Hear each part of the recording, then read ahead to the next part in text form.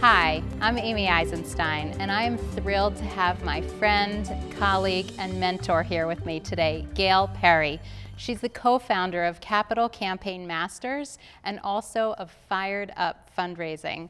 Welcome, Gail. How you doing, Amy? It's so good to be here. I'm great. Thanks for being here. So today we're going to talk about capital campaigns, actually pre-capital campaigns. So why don't we start with, what does an organization that's thinking about a capital campaign need to do first, or think about and talk about?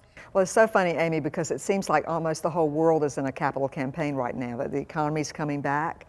And if they're not already in a campaign, they're planning one or they're thinking about one. I'm hearing that in the halls of AFP everywhere. Now, capital campaigns are scary times for organizations, as you know. And there are many questions that need to be asked and thought through well before people start asking for money.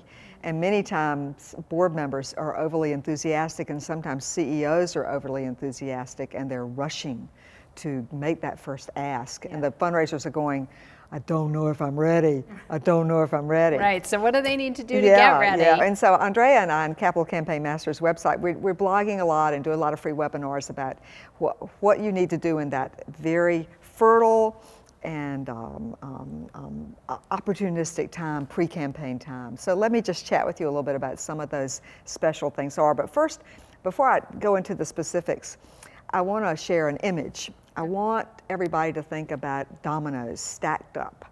You stack this one up and this one and this one and this one. Yeah, we all played with them as kids, right? Yeah. And so good, solid pre-campaign planning is like lining up the dominoes. And then once you do launch and once you do start ready to close and cultivate that lead, give you a do. Right, what are the first three dominoes? Well, I know, let's talk about it. Well, first of all, I mentioned the board. We find that board members are often scared of a big new plan that would transform the organization. So they may be nervous about the plan. They're often are nervous about the fundraising, because many people on the board are not large money people, right, and not campaign donors, and they cannot fathom how this is going to happen. It's true, yeah. You've seen that, yeah. And we love our board members, but we have to meet them where they are, and we have to understand what's going on inside them. So they may not be 100% sure about the plan. They may not be 100% sure about the money, and they also tend not to know, they don't understand capital campaign strategy. Yes, that's where you and Andrea come in with Capital Campaign Masters, and right? strategy is the good old donor pyramid, and I want to say firmly the donor pyramid is not dead. It is not dead, especially for a campaign. And so we think that board members really need to learn the strategy behind the methodology of why we do things the way we do. What's the timing? Why do we hold back?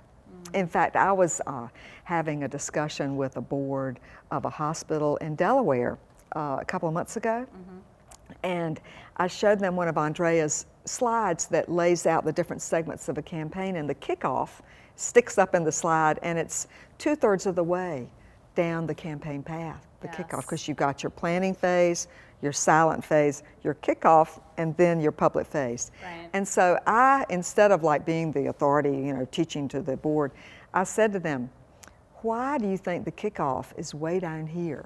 And I was silent. So that they got a chance to tell each other, oh, well, maybe.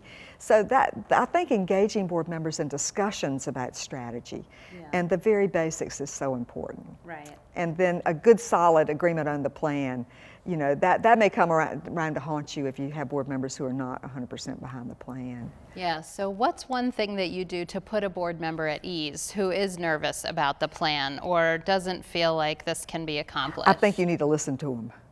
I think if you sweep it under the rug, they're going to be whispering in the parking lot. Right, that's true. and then there'll be a coalition that is working against. Yeah. And we don't need that. You can't, if you're going to change the world, you've got to have everybody lining up. So I think listening and allowing space, and maybe even encouraging a free and open discussion in the board meeting, maybe encouraging a little conflict. Yeah. And, okay. And then, if you've really got a board member who's intimidated about fundraising, we have found that I remember I was a volunteer with the Carolina Ballet. I was a board member of the Carolina Ballet, and we were anticipating a campaign.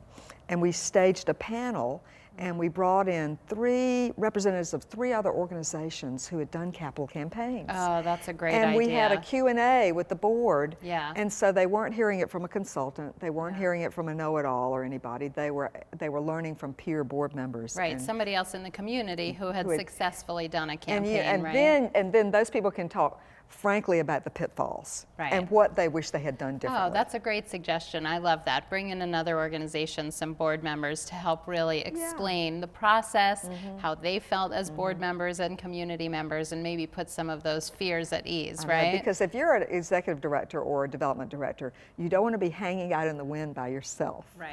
You need other authorities, and that's why consultants can be so helpful, Andrea, and I really believe in consultants for campaigns. Now, you mentioned a campaign plan or a plan. Yes, the plan. So how does that get put together? And is that before you hire a consultant, after you hire a consultant?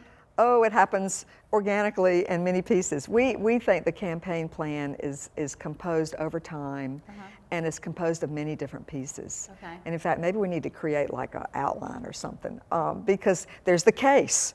And we can talk forever about the campaign case for support. There's the donor, the analysis of the donors. There's your leadership. There's your campaign structure of all the leadership committees. Good. There's the scope of the campaign. There's the timetable over time. I'm going to ask you to draw that up in 1 or 2 pages so that our viewers can click on a link I think I need to go to work. All right, good, excellent. All right, good. Is there a final thought that you'd like to leave everybody with if they're thinking about a capital campaign? What's the one thing that you really want to make sure that they take away from this? Vision. You know, and vision may be like this jargon, it may be a phrase you heard way too much, but I firmly think that if you've got a vision that is exciting, that can get people sitting on the edge of their seats and say, yes, this is a community problem, we need to solve it. That's the energy. It takes energy to mobilize the resources, to get everybody on the same page, to agree that, yes, this may be possible.